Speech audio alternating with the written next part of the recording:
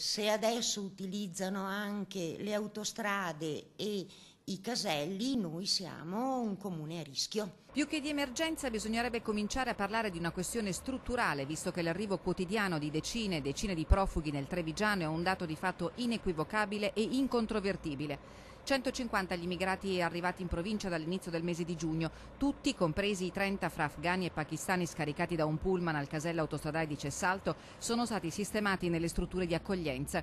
Tra i richiedenti asilo anche 7 kosovari perseguitati nel loro paese d'origine perché omosessuali.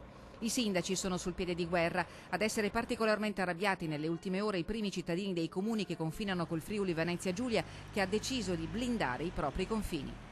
Sta arrivando sulla pelle dei sindaci una problematica piuttosto grave e credo che ci debba essere un piano di coordinamento, ma non da parte dei sindaci, quanto piuttosto da parte delle prefetture. Il governo sta scaricando sui comuni il problema dei profughi anziché risolverlo, attacca il sindaco di Codognier Roberto Bett, mentre il primo cittadino di Godega Sant'Urbano Alessandro Bonette di fronte a tale esodo sposa l'idea di creare un centro di accoglienza al di là della frontiera.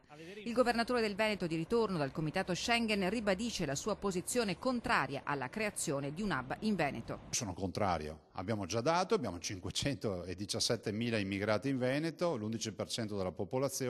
Siamo una delle 4 regioni con più immigrati in Italia e abbiamo 42.000 di questi immigrati sono senza lavoro.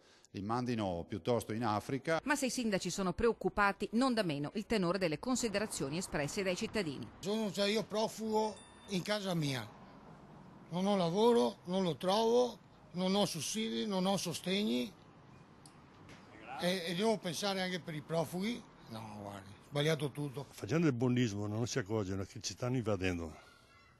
Noi non saremo neanche, fra qualche anno, neanche più padroni delle nostre case. Da dove arriva? Sono nigeriano. E da quanti anni è in Italia? Sono quasi 15 anni. 15 anni sì. L'Italia adesso non è come prima. Non posso dire a qualcuno che viene qua adesso.